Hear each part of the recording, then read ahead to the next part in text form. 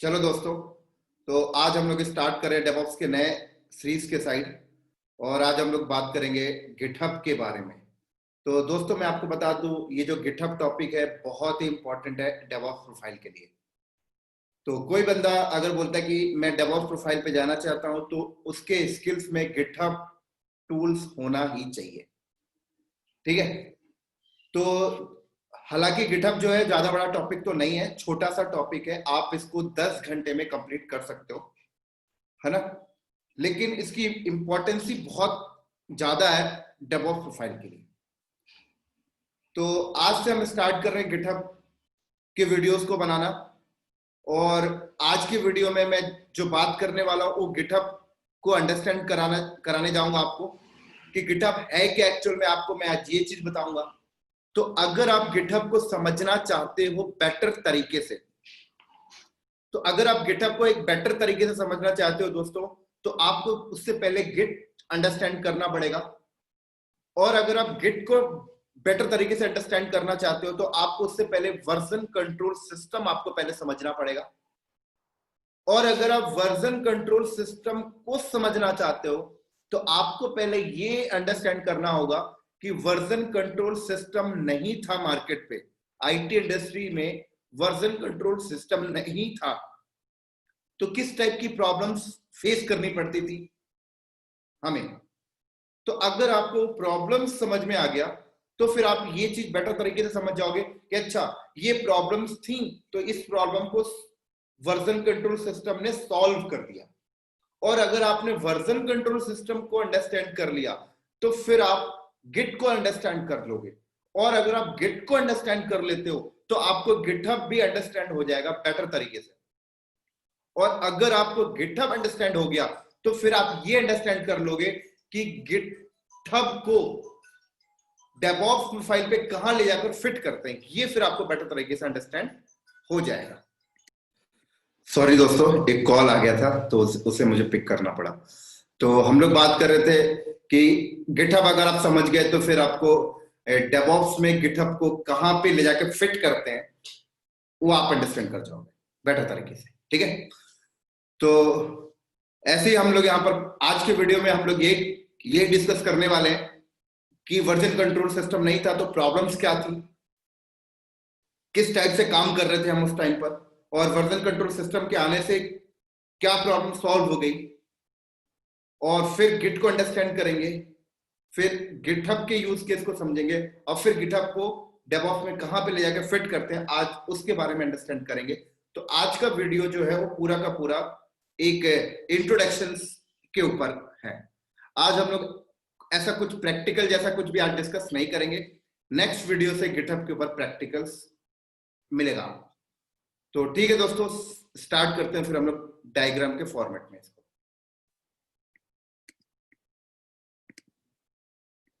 तो ये देखिए, तो हम लोग यहाँ पर जो अंडरस्टैंड करेंगे, आज हम लोग अंडरस्टैंड करेंगे, मैं यहाँ पे लिख देता हूं जो भी हम लोग यहाँ पे डिस्कस करने जा रहे हैं। पहले हम लोग समझेंगे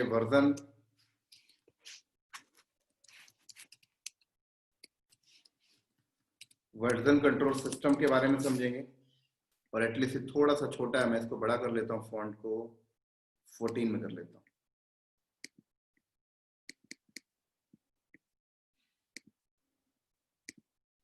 थोड़ा और बड़ा कर लेते हैं।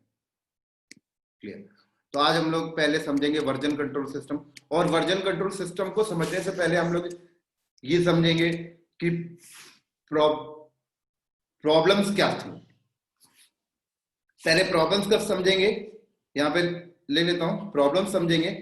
प्रॉब्लम्स के बाद वर्जन कंट्रोल सिस्टम समझेंगे और उसके बाद गिट समझेंगे।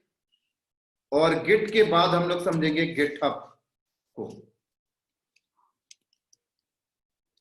तो ये सीरीज में हम पूरा का पूरा आज डिस्कस करने वाले हैं।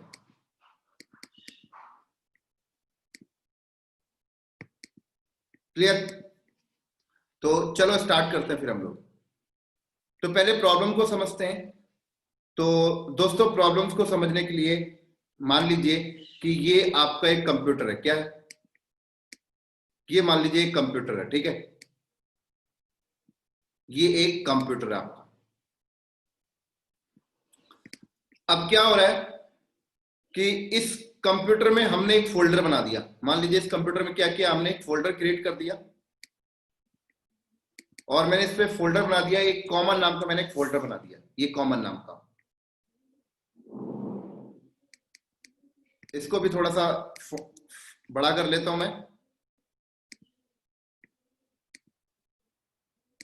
ये मैंने क्या किया, ये कंप्यूटर है, इसके अंदर मैंने एक कॉमन नाम का फोल्डर बनाया और कॉमन नाम के फोल्डर के अंदर मैंने अपनी एक फाइल रख दी। ये जो मैं बता रहा हूं ये प्रॉब्लम्स बता रहा हूं अभी, राइट। मैंने अपनी एक फाइल रख दी और फाइल का नाम जैसे abc.txt है, मान लीजिए मैंने एक फाइल रख दी। अब इस फाइल के अंदर मैं गया और इस फाइल के अंदर मैंने क्या किया, एक एक लाइन लिख दी मैंने इस फाइल के अंदर जाके, और लाइन यहां पर क्या है, हेलो इंडिया। ठीक है, मैंने एक लाइन लिख दी यहां पर इस फाइल के अंदर, हेलो इंडिया। ये क्या लिख दी मैंने यहां पर, एक हेलो इंडिया लाइन लिख दी। अब abc.txt फाइल के अंदर क्या लाइन लिखी है, हेलो इंडिया। अब कल को या कुछ दिन के बाद मैं एबीसी वाली फाइल को ओपन किया, क्या किया मैंने, एबीसी वाली फाइल को मैंने यहां पर ओपन किया, तो देखिए ये एबीसी नाम की मेरी फाइल थी, इस फाइल के अंदर मैंने हेलो इंडिया लाइन को लिखा है। अब क्या हुआ कि कुछ दिन के बाद मैंने एबीसी वाली फाइल को ओपन किया और एबीसी वाली फाइल को ओपन करके मैंने हेलो इंडिया की जगह क्या लिख दिया, मैंने यहां पर लिख दिया हेलो एजोर, ये लिख दिया। ठीक है, तो कोई बात नहीं, मैंने एबीसी फाइल के अंदर के कंटेंट को मैंने चेंज कर दिया, है ना। अब दिक्कत क्या आएगी मेरे पास यहाँ पर, अब दोस्तों मेरे पास यहाँ पर दिक्कत क्या आने वाली पता है, कुछ दिन के बाद मुझे पुराना वाला कंटेंट की जरूरत पड़ गई।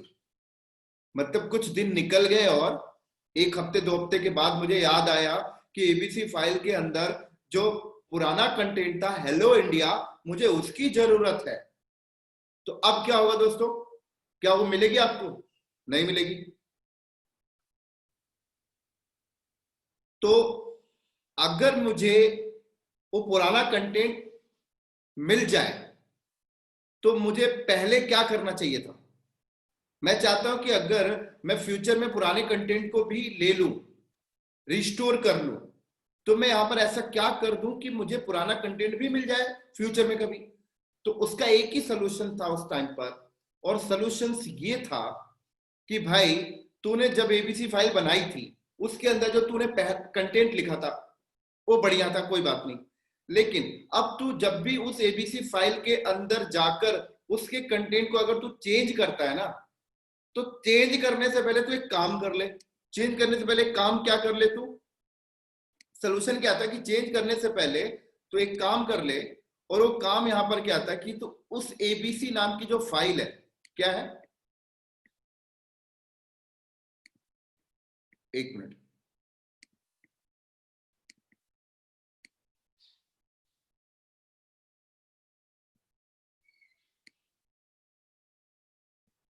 ये तो जब भी एबीसी नाम के फाइल के कंटेंट को चेंज करने जाता है ना, तो चेंज करने से पहले तो एक काम कर, इस फाइल को ना किसी दूसरे लोकेशन में कॉपी करके रख ले और फिर उसके बाद तू चेंज कर। तो ये एबीसी नाम की फाइल को मैं क्या करता हूं, मैं कॉपी करके किसी दूसरे लोकेशन में उसको मैंने रख लिया, जैसे इस लोकेशन में रख लिया, और कॉपी करके जब मैं रख रहा हूं तो यहां पर मैं नाम दे दिया जैसे abc.txt और डेट ऐसे सेट कर दो।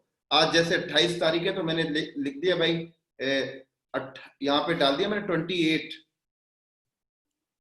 2020, और कितना बज रहा है, 11:08 हो रहा है सुबह के, ये लो। तो जब भी तू इस फाइल के कंटेंट को चेंज करने जाता है तो चेंज करने से पहले एबीसी नाम की फाइल की एक कॉपी रख ले कि तू किसी दूसरे लोकेशन में ऐसे डेट एंड टाइम देकर और फिर तू उस पर चेंज कर ले। तो फिर तू अगर उस पर चेंज करता है और फ्यूचर में तुझे ऐसा लगता है कि नहीं यार मुझे पुराना वाला कंटेंट चाहिए था, तो ठीक है भाई, ये वाली फाइल में तो पुराना वाला पड़ा हुआ है, तो यहां से रिस्टोर कर लियो। तो इस तरीके से अब कहा गया इस बंदे को कहा गया भाई तू जब भी इस फाइल पे कोई चेंजेस करने जाता है, जब भी इस फाइल पे कोई चेंजेस करने जाता है, तो तू चेंजेस करने से पहले उसकी यहाँ पर एक कॉपी कर ले, एक एक कॉपी रखते जा। तो वो क्या करेगा, नंबर ऑफ कॉपी यहाँ पर जब भी वो चेंज करने जाया करेगा, वो यहाँ पर दूसरी कॉपी बना लिया, वो चेंज करने गया वो तीसरी कॉपी बना लिया, वो चेंज करने गया चौथी कॉपी बना लिया, ऐसे उसने दूसरी कॉपी बना ली। यहाँ पर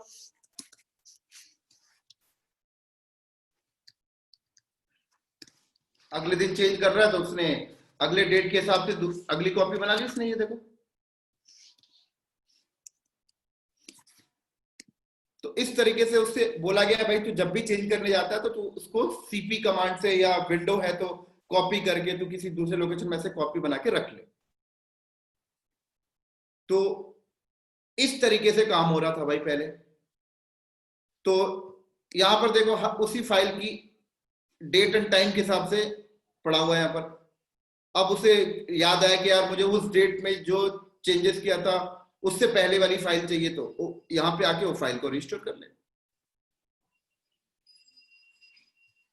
तो अगर देखा जाए यहां पर एक सिंगल बंदा काम कर रहा है इस फाइल के ऊपर, ठीक है ना, इस फाइल के ऊपर एक सिंगल बंदा काम कर रहा है। देखो अगर ऐसा हो कि इस फाइल के ऊपर नंबर ऑफ बंदे काम करने लगे, बोला जाए तो 10 बंदे इस फाइल के ऊपर काम कर रहे हैं मान लीजिए, तो अब क्या होगा, अब 10 बंदे अगर इस फाइल के ऊपर काम करेंगे तो ये जो कॉपी वाला सिस्टम है ये तो बहुत सारे फाइल हो जाएंगे फिर यहाँ पर, बिल्कुल हो जाएंगे, कोई प्रॉब्लम नहीं।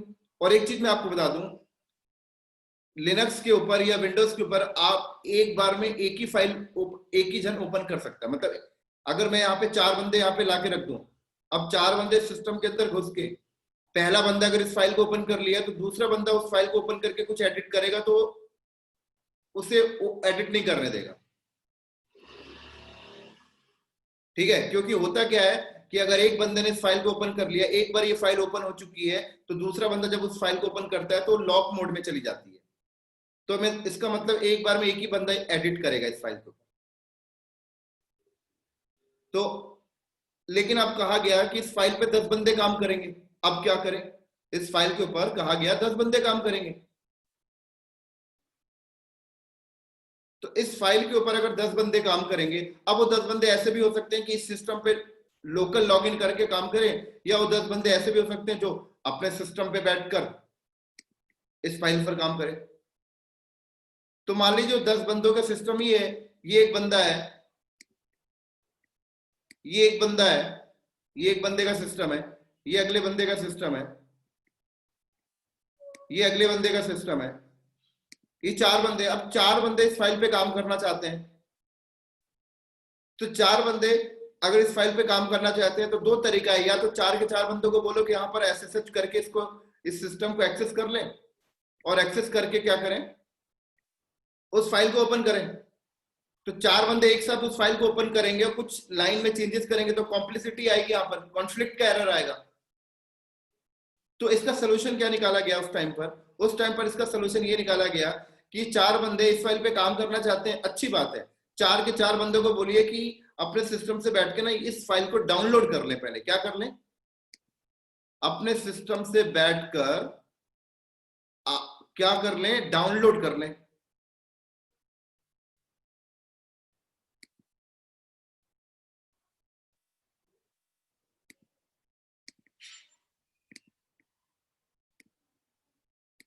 तो चारों के चारों बंदे क्या करेंगे, यहां पर इस फाइल को डाउनलोड कर रहे हैं।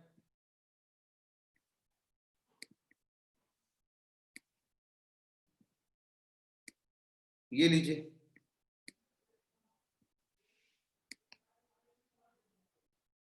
ध्यान से समझिएगा, ये प्रॉब्लम बता रहा हूं मैं। तो इस फाइल के ऊपर 4 बंदे काम करना चाहते हैं, तो 4 बंदों ने क्या किया, इस फाइल को अपने सिस्टम पे डाउनलोड करके रख लिया। अब उसके ऊपर वो काम कर रहे हैं, उस पर चेंजेस वेंजेस कर रहे हैं, ये चेंजेस कर रहे हैं, वो चेंजेस कर रहे हैं। तो मान लीजिए इस बंदे ने क्या किया, इस बंदे ने उस फाइल को डाउनलोड करके अपने सिस्टम पे लेके आ गया abc.txt। इस बंदे ने भी ऐसे ही कर लिया, इस बंदे ने भी अपने सिस्टम पे क्या किया, abc.txt को डाउनलोड कर लिया। इस बंदे ने भी क्या किया, abc.txt को अपने सिस्टम पे डाउनलोड कर लिया, और इस बंदे ने भी क्या किया, abc.txt को अपने सिस्टम पे डाउनलोड कर लिया।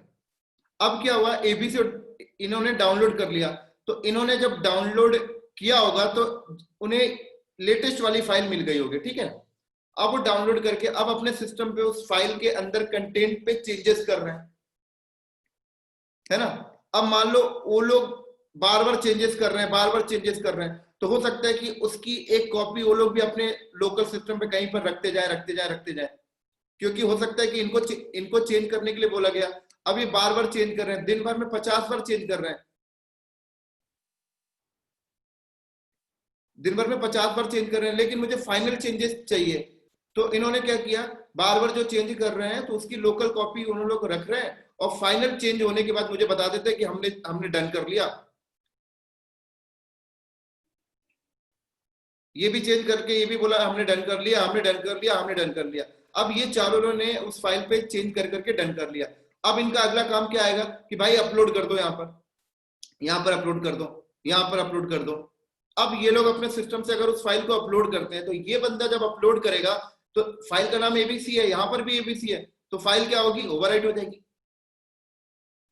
ओवरराइट हो जाएगी ना। या तो फिर मैं ऐसा करूं कि इनको बोलूं भाई तू अपलोड करने से पहले ना इस फाइल का नाम तू चेंज कर देना, आगे कुछ डेट या टाइम या अपना नाम या अपने सिस्टम का होस्ट नेम लगाकर या अपने सिस्टम का आईपी एड्रेस लगाकर तू अपलोड करना, तो कॉमन नाम के फोल्डर के अंदर एक अलग फाइल बन जाएगी। इसको भी मैंने बोला ऐसे ही कि तू भी चेंज कर दियो नाम या होस्ट नेम कुछ, और अपलोड करिए तो तेरा अलग आ जाएगा, तेरा अलग आ जाएगा, तेरा अलग आ जाएगा। अगर मैं इनको ऐसा नहीं बोलता तो सब लोग abc.txt को ही अपलोड करते थे, ओवरराइट हो जाती यहाँ पर। तो इस तरीके से मैंने इनको बोला कि भाई अपलोड कर दियो, तो ये लोग अपलोड कर दिए। अब ये 4 फाइल मेरे पास आ गई, देखिए चारों फाइल। अब मैं क्या करूंगा, अब चारों फाइल को मैं ओपन करके देखता कि भाई आपने क्या चेंज किया, आपने क्या चेंज किया, आपने क्या चेंज किया, और किसके चेंजेस को मुझे रखना, किसके चेंजेस को मुझे नहीं रखना। एक बंदा यहाँ पे बैठा के रख दूं, वो पूरा कॉन्फ्लिक्ट को मेजर कर करके फिल्टर कर लेगा।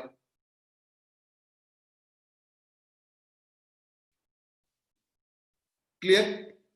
तो देखिए अगर एक ही फाइल के ऊपर नंबर ऑफ, अभी यहाँ पर 4 बंदे हैं, अगर यहाँ पर 40 बंदे हो तो 40 बंदे अगर एक ही फाइल के ऊपर काम करें और अपलोड करें अपने डेट और टाइम और अपनी आइडेंटिटी के हिसाब से भी अपलोड करें, तो उनकी फाइल जब यहाँ पे आएगी, उनकी फाइल को ओपन करना, उनकी फाइल को ओपन करके कॉन्फ्लिक्ट को मेजर करना, चेक करना, उसके बाद फाइनल में कंटेंट को निकालकर फिर मैं यहाँ पर उसका एक अलग कॉपी रखूं। तो देखें यहाँ पर मैनुअल अगर आप ये काम करें तो कितना बड़ा टास्क हो जाएगा। और जिस कंपनी में सॉफ्टवेयर डेवलपमेंट होता है ना दोस्तों, जिस कंपनी में सॉफ्टवेयर डेवलपमेंट होता है, मान लो ये एक डेवलपमेंट इस सॉफ्टवेयर बनाने वाली एक सोर्स कोड फाइल है मान लीजिए, जहां पे कोडिंग हो रही है, तो उस फाइल के ऊपर बहुत सारे लोग कोडिंग कर रहे हैं। देखिए तो अगर ये अपना कोड अपलोड करे, अपना कोड अपलोड करे, या अपना कोड अपलोड करे, या अपना कोड अपलोड करे, तो कॉम्प्लेक्सिटी देखिए कितना आ जाएगा। यहाँ पर एक बहुत बड़ी टीम बैठा के रखनी पड़ेगी हमें, जो बेटर तरीके से मैनेज करेगा भाई, वो चेक करेगा भाई इसके एंड से फाइल आई कि नहीं आई, इसके एंड से फाइल आई कि नहीं आई, इसके एंड से फाइल आई कि नहीं आई, इसके एंड से फाइल आई कि नहीं आई, पूरा कोऑर्डिनेशन करेगा। मान लो फाइल अपलोड करने में कुछ दिक्कत आ गई तो दिक्कत आएगा, फिर ये सबकी फाइल को कलेक्ट करके एक टीम को बैठाकर उस सारी फाइल को ओपन करके कॉन्फ्लिक्ट चेक करेगा, भाई इसने क्या चेंज करके डाला, इसने क्या चेंज करके अपलोड किया, इसने क्या चेंज करके अपलोड किया, इसने क्या चेंज करके अपलोड किया, फिर किसके चेंजेस को रखना है, किसके चेंजेस को नहीं रखना, उसको फिल्टर करना, फिल्टर करके फाइनल एक फाइल निकालना है, फिर उस फाइनल फाइल को मुझे इसके साथ यहाँ पे अपडेट करना है, यहाँ पे अपडेट करूंगा तो फिर मैं उसकी एक कॉपी अपने पास रखूंगा,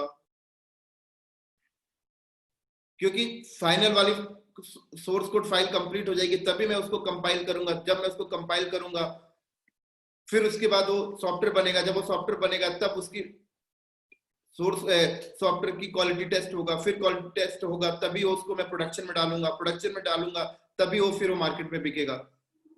तो बैकएंड वाला काम जो डेवलपर्स बैठ के जो सोर्स कोड लिख रहे हैं, राइट कर रहे हैं, ये बैकएंड वाला काम देखा जाए, अगर आप मैनुअल करें तो कितनी बड़ी प्रॉब्लम आ रही है यहाँ पर, बहुत बड़ी प्रॉब्लम आ रही है। एक बहुत बड़ी टीम आपको बैठा के रखनी पड़ती है और पता नहीं बहुत ज्यादा टाइम टेकिंग भी लग रहा है। तो ये था प्रॉब्लम। प्रॉब्लम यहाँ पर क्या था, सब कुछ मैनुअल हो रहा है और मैनुअल में क्या हो रहा है, टाइम लग रहा है, ये प्रॉब्लम था। तो इस प्रॉब्लम्स को सॉल्व करने के लिए मार्केट में वर्जन कंट्रोल सिस्टम आया। अब वर्जन कंट्रोल सिस्टम पे क्या था, वर्जन कंट्रोल सिस्टम में क्या था कि ये कंप्यूटर है, अब इस कंप्यूटर के ऊपर मैंने वर्जन कंट्रोल सिस्टम कॉन्फ़िगर कर दिया। और जब मैंने इस कंप्यूटर के ऊपर वर्जन कंट्रोल सिस्टम अगर मैंने इस कंप्यूटर के ऊपर कॉन्फ़िगर कर दिया, तो जब मैं इसके ऊपर वर्जन कंट्रोल सिस्टम कॉन्फ़िगर कर दिया तो ये वर्जन कंट्रोल सर्वर बन गया। अब जब ये वर्जन कंट्रोल सर्वर बन गया ना, तो ये लोग जब अपनी फाइल को अपलोड करते हैं, यहाँ पर जब ये अपनी फाइल को यहाँ पर अपलोड कर रहे हैं ना, तो यहाँ पर उसके उस जो फाइल इनके एंड से आ रही है उसकी वर्जनिंग ऑटोमेटिक हो रही है। ऑटोमेटिक का मतलब ये फाइल को अभी 11:05 में अपलोड किया, ठीक है, तो फाइल जब यहाँ पे आएगी ना तो वो ऑटोमेटिक टाइम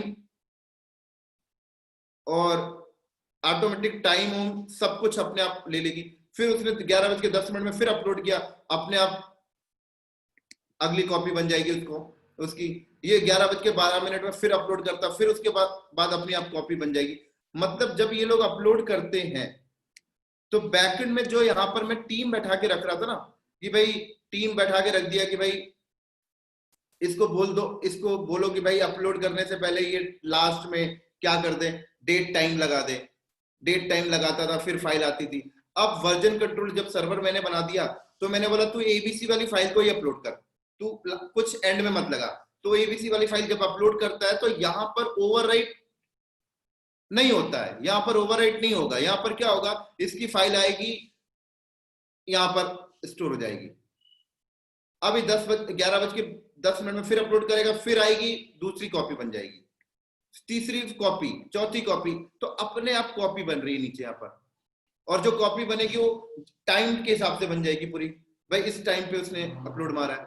तो देखा जाए वर्जन बोले अपने आप मेंटेन हो रहे हैं, यहाँ पर फाइलों के वर्जन अपने आप मेंटेन हो रहे हैं, तो ऑटोमेटिक हो गई। अब यहाँ पर देखो, किसी बंदे को बैठा के आपको नहीं रखना कि तू भाई चेक करते जा, ऐसा कुछ नहीं है। अब ये बंदा अपलोड मारता है, ये बंदा जब अपलोड करता है 1:02 में, तो ये फाइल अपलोड किया, वही फाइल यहाँ पे आई, ओवरराइट नहीं हुई, नीचे आके भाई 1:02 में एबीसी नाम की फाइल abc.txt और टाइम आगे रहेगा। और ऐसा भी सेटिंग कर सकते हैं कि ये यूजर ने करा है, बात खत्म। तो देखिए यहाँ पर वर्जन क्या हो रहा, अपने आप मेंटेन हो रहा, अपने आप मेंटेन हो रहा। इसी के साथ साथ वर्जन, अब ये जो सिस्टम है, ये सिस्टम है। अब ये लोग अपने सिस्टम पे भी जब उस abc.txt पे जब वो एडिट करते होंगे, चेंजेस करते होंगे कंटेंट को, तो पता लगता है कि दिन भर में 50 बार वो लोग चेंजेस कर रहे हैं। तो 50 बार चेंजेस कर रहे हैं, 50 बार चेंज करके वो अपलोड कर रहे हैं, तो यहाँ पे नंबर ऑफ फाइलें हो जाती हैं, हो जाएंगी बिल्कुल। तो वर्जन कंट्रोल सिस्टम में ऐसा है कि भाई मैं इनको बोलूं कि तुम लोग ना एक वर्जन कंट्रोल सर्वर अपने ही लैपटॉप में एक बना लो, इसको बोलूं तो अपना वर्जन कंट्रोल सर्वर अपने ही लैपटॉप को एक बार बना ले, ये भी अपने आप अपने लैपटॉप में बना लेगा, ये भी अपने लैपटॉप में बना लेगा। तो मैंने इनको बोला कि जो आप लोग दिन भर चेंजेस करते हो ना, दिन भर चेंजेस जो आप करते हो, तो उसकी एक कॉपी आपको रखने की जरूरत नहीं है, आपके सिस्टम में ही वर्जन कंट्रोल सिस्टम कॉन्फ़िगर है। आप लोग ये अगर कमिट करते जाएंगे, बोले तो सेव करते जाओगे, तो उसकी एक कॉपी अपने आप बनती जाएगी। तो ये लोग क्या बोलते, यार ये तो बहुत बढ़िया हो गया। हम लोग अपनी सिस्टम पे जब उस फाइल के कंटेंट में चेंजेस कर रहे थे, तो चेंज करने से पहले हमें अपने सिस्टम पे लोकल में किसी लोकेशन में उसकी एक कॉपी करनी पड़ती थी सीपी कमांड से। और अगर हमने दिन भर में 50 बार कोई चेंजेस करते हैं तो हम लोग को 50 बार उसकी मैनुअल कॉपी रखनी पड़ती थी। तो मैंने बोला अब आपको वो काम भी नहीं करना, आप अपने सिस्टम पर ही वर्जन कंट्रोल सिस्टम कॉन्फ़िगर कर ले, बात खत्म। आप जैसी सेव करेंगे उसकी कॉपी अपने आप बन जाएगी, जैसी फाइल में चेंज करके उसको सेव करेंगे उसकी कॉपी अपने आप बन जाएगी, तो इन लोग को भी मजा आने लगा, इनके पास भी वर्जन कंट्रोल सिस्टम हो गया, इनके सिस्टम में वर्जन कंट्रोल सिस्टम हो गया, इनके सिस्टम में भी हो गया, इनके सिस्टम में भी हो गया। तो ये लोग अपना दिन भर में जो चेंजेस करते हैं तो उनका भी वर्जन मेंटेन हो रहा है। और फाइनल जब चेंज कर लें तो मैंने बोला यार फाइनल चेंजेस वाली कॉपी मुझे दे दीजिएगा, मैं अब एक सेंट्रलाइज लगा के रखा हूं यहाँ पर। क्योंकि फर्दर जो मैं एक्शन लूंगा वो सेंट्रलाइज से ही लूंगा ना, क्योंकि ये तो डेवलपर्स हैं, ये सारे डेवलपर्स उसी कोड के लिए काम कर रहे हैं, उसी सॉफ्टवेयर बनाने के लिए काम कर रहे हैं, उसी सॉफ्टवेयर के लिए कोड लिख रहे हैं। तो इससे भी मैंने सोर्स कोड लिखवाया, इससे भी लिखवाया, इससे भी लिखवाया, इससे भी लिखवाया। अब सबका कलेक्ट करके मैंने सेंट्रलाइज लेके आ गया। अब मैं फर्दर आगे कंपाइल करूंगा और आगे नेक्स्ट करूंगा। तो यहां पर नोटिस करें, यहां पर वर्जन कंट्रोल सिस्टम के आने से क्या फायदा हुआ। वर्जन कंट्रोल सिस्टम के आने से डेवलपर यहां पर एक फाइल पे अगर 50 बार चेंज कर रहा है तो 50 बार चेंज करने से पहले उस फाइल को की एक कॉपी सीपी कमांड से एक कॉपी किसी लोकेशन में रखता था, 50 बार कॉपी रखता था। लेकिन अब जब वो वर्जन कंट्रोल सिस्टम यहाँ पे बना लेता है तो उसे ऐसा मैनुअल कॉपी करने वाला टेंशन खत्म। अगर उस फाइल के अंदर चेंज करके जैसे सेव करता है ऑटोमेटिक एक कॉपी बन जाएगी, जैसे चेंज करके सेव करता है ऑटोमेटिक कॉपी बन जाएगी। अगर बंदे ने 50 बार उसके फाइल के अंदर गया, उसके अंदर चेंज करके सेव किया तो 50 की 50 कॉपी अपने आप बन रही है। तो उसको अगर याद आता है यार 20 नंबर वाली कॉपी मुझे चाहिए, तो अपने आप मेंटेन हो रहा है, वो वहां से निकाल सकता है। तो सब कुछ ऑटोमेटिक होने लगी, तो टाइम बच गया यहां पर देखिए।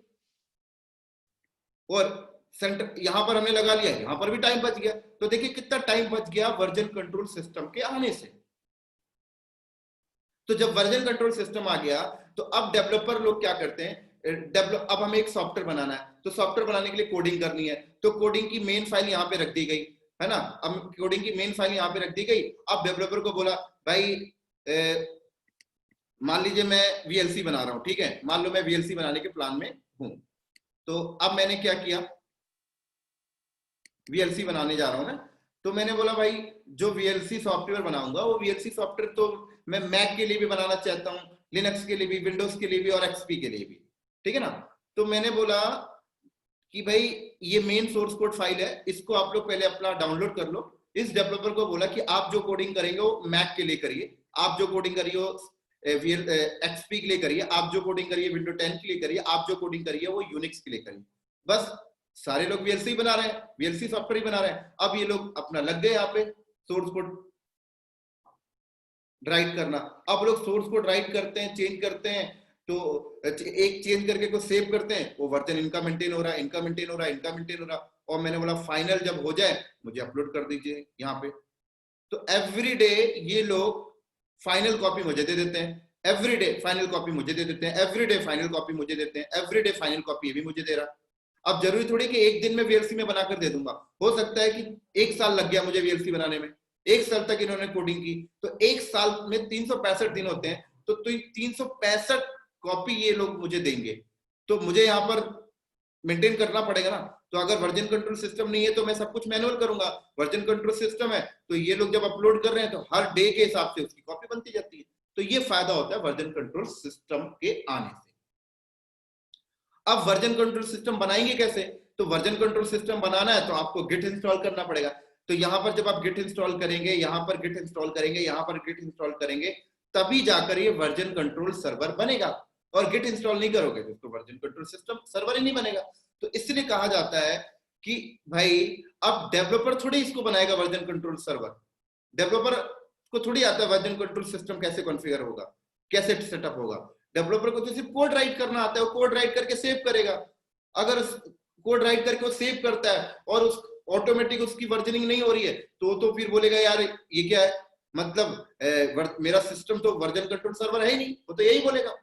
तो इसीलिए कंपनी कहती है कि एक गिट इंजीनियर हायर कर लीजिए जो क्या करेगा, डेवलपर के सिस्टम में वर्जन कंट्रोल सिस्टम कॉन्फ़िगर कर दिया करेगा, यहां पे कॉन्फ़िगर कर दिया करेगा, पूरा मेंटेन मैनेज करता रहेगा।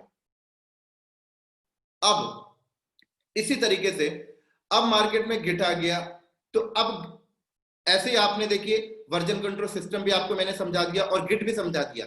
गिट क्या है, version control system, version control server बनाने के लिए एक टूल है गिट, एक सॉफ्टवेयर आप बोल लीजिए कि गिट सॉफ्टवेयर के थ्रू आप किसी भी सिस्टम को वर्जन कंट्रोल सर्वर बना सकते हो, वर्जन कंट्रोल सिस्टम बना सकते हो। क्लियर। अब बात आती है कि अब गिटहब क्यों आया, अब गिटहब क्यों आया, जब गिट से सब कुछ काम चल रहा है तो गिटहब क्यों आया, तो मैं आपको समझाता हूं। देखिए गिट जो है ना, वो गिट जो मार्केट में लेके आया ना, वो लिनक्स टूलबार्ड ने लेके आया। कौन लेके आया, तो अब बात करते हैं भाई गिट किसने लेके आया। तो पता है क्या था कि मार्केट में लिनस टोरवाल्ड ने जब लिनस कर्नल बनाया था ना 1991 में 1991 में लिनस टोरवाल्ड्स ने जब क्या बनाया था, लिनक्स कर्नल बनाया था, ठीक है ना। तो जब इसने लिनक्स कर्नल बनाया था तो कर्नल ओपन सोर्स था, तो उसके ऊपर बहुत सारे डेवलपर काम कर रहे थे। तो अब बहुत सारे डेवलपर एक ही फाइल में काम कर रहे थे, तो उन्हें वर्जन कंट्रोल चाहिए था। तो उस टाइम पर लिनक्स टोरवाल्ड लोग जो है वो bit keeper version control system पे यूज कर रहे थे, बिट कीपर। लेकिन कुछ सालों के बाद बिट कीपर ने अपना वर्जन कंट्रोल हटा लिया, मतलब इनको दिया नहीं, कुछ मनी की वजह से दिक्कत आई उनको, तो उसने हटा लिया। तो अब लिनक्स टोरवाल्ड ने बोला यार वर्जन कंट्रोल के लिए अब हम क्या करें, क्या मैनुअल पे आ जाए। तो लिनक्स टोरवाल्ड ने फिर क्या किया, फिर लिनक्स टोरवाल्ड ने गिट बनाया। तो गिट जो है वो किसने डेवलपमेंट किया है, लिनक्स टोरवाल्ड ने।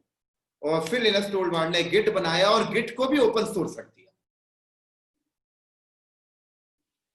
तो गिट बनाया, तो गिट क्या है, वर्जन कंट्रोल सिस्टम है, और लिनक्स टोरवाल्ड ने इसको क्या कर दिया, ओपन सोर्स रख दिया। लेकिन गिट ओपन सोर्स हो गया, तो ओपन सोर्स का मतलब पता ही है, कोई भी इसको यूज कर सकता है। तो लेकिन गिट पूरा का पूरा कमांड लाइन था, ग्राफिकल नहीं था। सब कुछ कमांड लाइन होता था, सब कुछ कमांड लाइन, कोई ग्राफिकल था ही नहीं यहां पर, सब कमांड लाइन हो रहा था। तो जब सब कुछ कमांड लाइन हो रहा था तो थोड़ा सा डिफिकल्ट होती थी यार कमांडो को बेस पे चलाने पे। तो उसके बाद जब ये ओपन सोर्स था, तो गिटहब नाम की जो एक ऑर्गेनाइजेशन है, गिटहब नाम की ऑर्गेनाइजेशन ने गिट को ले लिया, ओपन सोर्स था, फ्री था, ले लिया, और उसके ऊपर एक्स्ट्रा कोडिंग करके उसको ग्राफिकल में कन्वर्ट कर दिया, उसको ग्राफिकल में कन्वर्ट कर दिया और वेब बेस बना दिया। तो गिट और गिटहब में कुछ नहीं है, गिटहब जो है वो गिट का एडवांस वर्जन है, उसको पूरा का पूरा ग्राफिकल में बना दिया। तो ग्राफिकली मैनेज करने में लोगों को बेटर तरीके से अंडरस्टैंड होने लगा।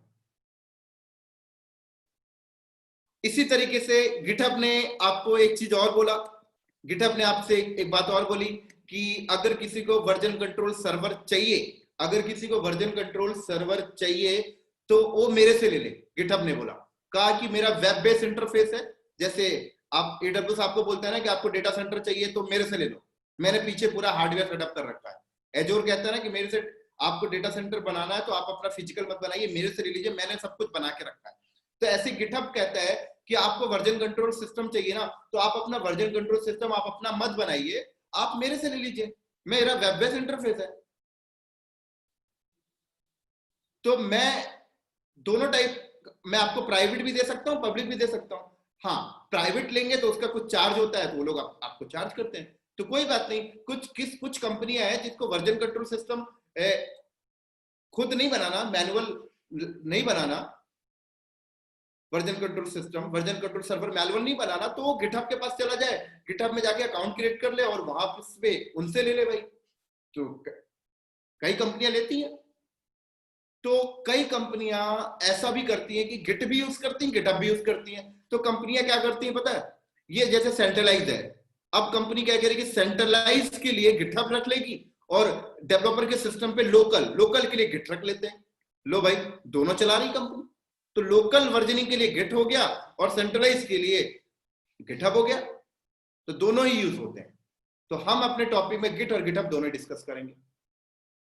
अब इसी तरीके से कई बंदों को एक डाउट होता है, सर ये वर्जन कंट्रोल सिस्टम में गिट और गिटहब के अलावा और भी बहुत सारे हैं, बिट बकेट है, एसवीएन है, और भी नंबर ऑफ है, सर उनमें और गिट और गिटहब में क्या डिफरेंशिएट है, मार्केट में गिट और गिटहब ज्यादा क्यों यूज होते हैं, अदर क्यों नहीं यूज हो रहे हैं। तो मैं आपको बता दूं, गिट जो है ना, ये distributed version control server system, एक प्रकार से डिस्ट्रीब्यूटेड का मतलब क्या हुआ कि डेवलपर अपने लैपटॉप में भी बना रहा है, ये भी अपने लैपटॉप में बना रहा है, ये भी अपने लैपटॉप में, ये भी अपने लैपटॉप में, और सेंट्रलाइज भी। लेकिन अगर आप अदर वर्जन कंट्रोल सिस्टम की बात करें ना, वो सिर्फ आपको सेंट्रलाइज की फैसिलिटी प्रोवाइड करते हैं। मतलब वो लोग क्या करते हैं, कहते हैं कि हमारा वेब बेस्ड इंटरफेस है, आप हमारा वेब बेस्ड इंटरफेस में जाकर वो चीजें ले लीजिए, और हम लोकल में ऐसा कुछ नहीं देते हैं। तो यहाँ का डेवलपर अपना कोड राइट करेगा तो वो तभी यहाँ पे पुश कर सकता है जब वो इसके साथ कनेक्टेड हो। ये अपना लोकल कुछ मेंटेन नहीं कर पा रहा, लोकल वर्जन वो मेंटेन ही नहीं कर सकता, वो लोकल वही वो उसे सीपी कमांड से ही कॉपी करनी पड़ेगी।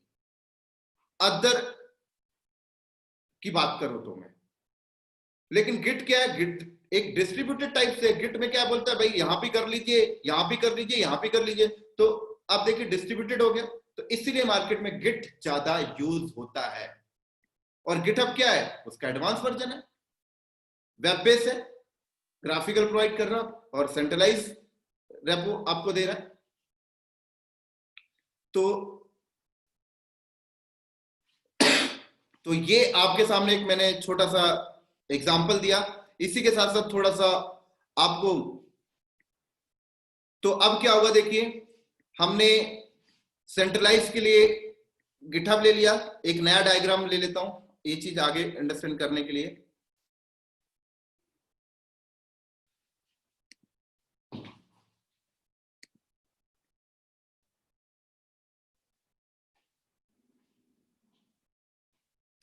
नया पेज, ठीक है। तो अब क्या होता है कंपनी के अंदर, अब कंपनी के अंदर जैसे कि मान लो मुझे एक सॉफ्टवेयर डेवलपमेंट करना है, ठीक है। मान लीजिए मैं एक ऐप बना रहा हूं, है ना, जैसे पेटीएम ऐप है, गूगल पे ऐप है। तो मान लीजिए मैं एक ऐप बना रहा हूं माई पे नाम का। तो अब मुझे माई पे ऐप बनाना है, तो मुझे डेवलपर रखना है। तो मैंने क्या किया, ये देखो डेवलपर्स मैंने हायर कर लिए, ये मैंने यहाँ पे नंबर ऑफ डेवलपर्स हायर कर लिया।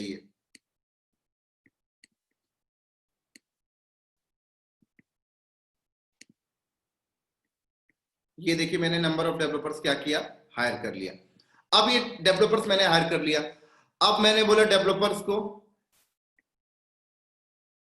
कोडिंग करनी है, ठीक है ना। तो अब डेवलपर्स को कोडिंग करनी है। अब 4 डेवलपर्स एक ही एप्स को बनाने के लिए काम कर रहे हैं। तो मैं क्या करूंगा, मैं यहाँ पर गिटहब पे गया और गिटहब पे जाके एक अकाउंट बना लिया। ये मेरा मान लीजिए गिटहब है, ठीक है।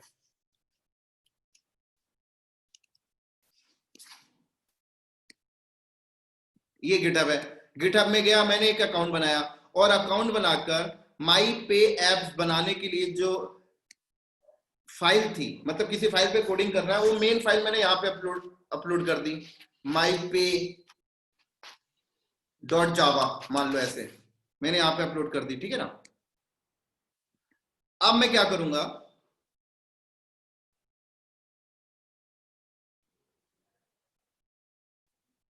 अब मैंने क्या किया, मैंने चारों डेवलपर को बोला कि भाई आप लोग एक काम करिए, अपने सिस्टम से ना ये वाली फाइल अपलोड कर लीजिए।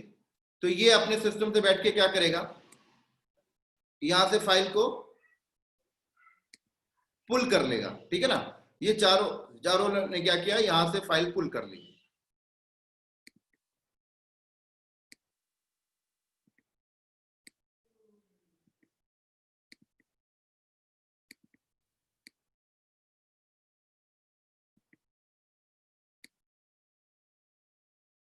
तो मैंने क्या बोला, भाई आप लोग पुल कर लो। तो ये चार क्या करते हैं, ये फाइल को पुल कर लिए।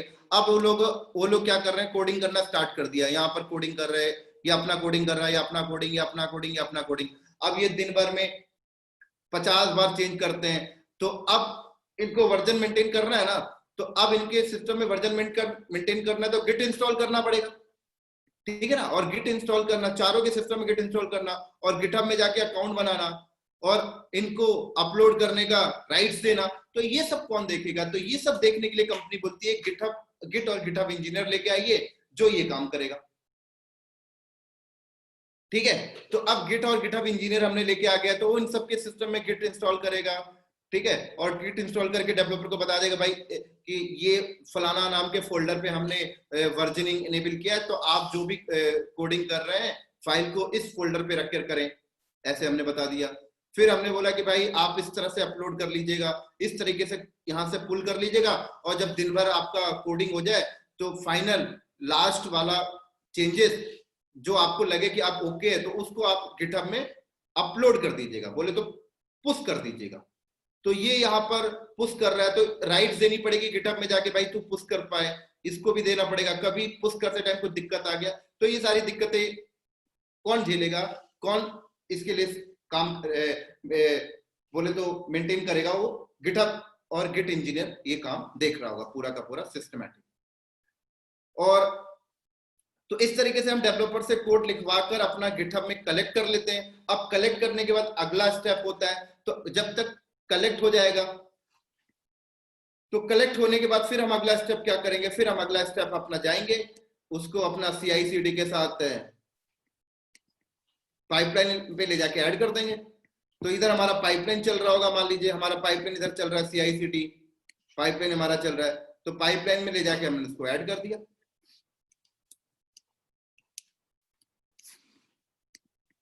तो अब गिटहब को पाइपलाइन के साथ इंटीग्रेट कराना, तो अब ये कौन काम करेगा, ये काम भाई गिटहब का इंजीनियर करेगा ये काम इंटीग्रेशन।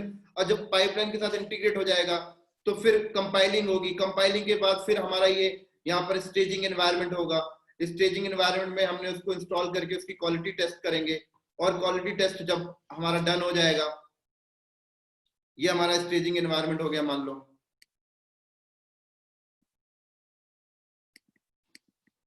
एक मिनट,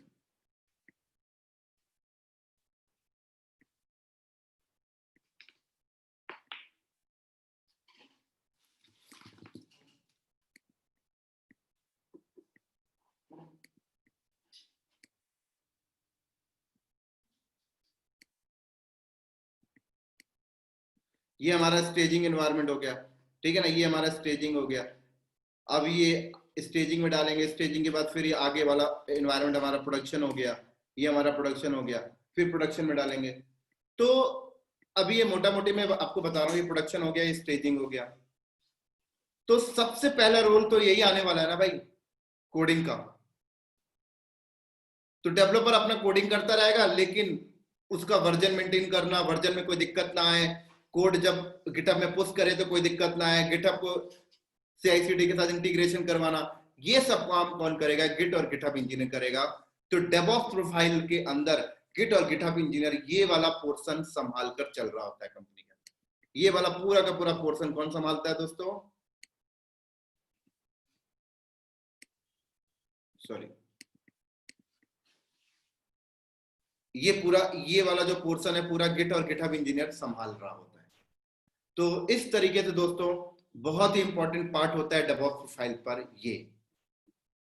तो इस तरीके से हम नेक्स्ट क्लास में इसकी लैब स्टार्ट करेंगे, तो देखेंगे भाई गिट कैसे इंस्टॉल करते हैं, विंडोज के सिस्टम में कैसे इंस्टॉल करते हैं, लिनक्स पे कैसे करते हैं, कैसे वर्जन मेंटेन करते हैं, कैसे सेव करते हैं, कैसे कमिट करते हैं, कैसे कॉन्फ्लिक्ट को कैसे रिजॉल्व करते हैं, कैसे पुश करते हैं, एक्सेस कैसे किसी को देते हैं, पुल कैसे करते हैं, गिटहब को कैसे CI/CD के साथ इंटीग्रेट किया जाता है, ये सारी चीजें हम डिस्कस करने वाले हैं। और जब ये हमारा पोर्शन कंप्लीट हो जाएगा तो फिर हम CI/CD जेनकिंस पे आ जाएंगे, राइट, नेक्स्ट सीरीज के साइड। तो ठीक है दोस्तों, आई होप ये गिट और गिटहब के ऊपर जो इंट्रोडक्शन आपको समझ में आया होगा, और अगर ये आपको अंडरस्टैंड हुआ है तो क्लाउड नॉलेज चैनल को आप सब्सक्राइब करें और वीडियो को शेयर करें अपने दोस्तों को, अपने कलीग को। तो ठीक है दोस्तों, गिट और गिटहब के ऊपर नेक्स्ट वीडियो में मिलते हैं बहुत ही जल्दी लैब के साथ। तो अगले वीडियो में प्रैक्टिकल हम स्टार्ट करने वाले हैं। चलो दोस्तों, बाय बाय।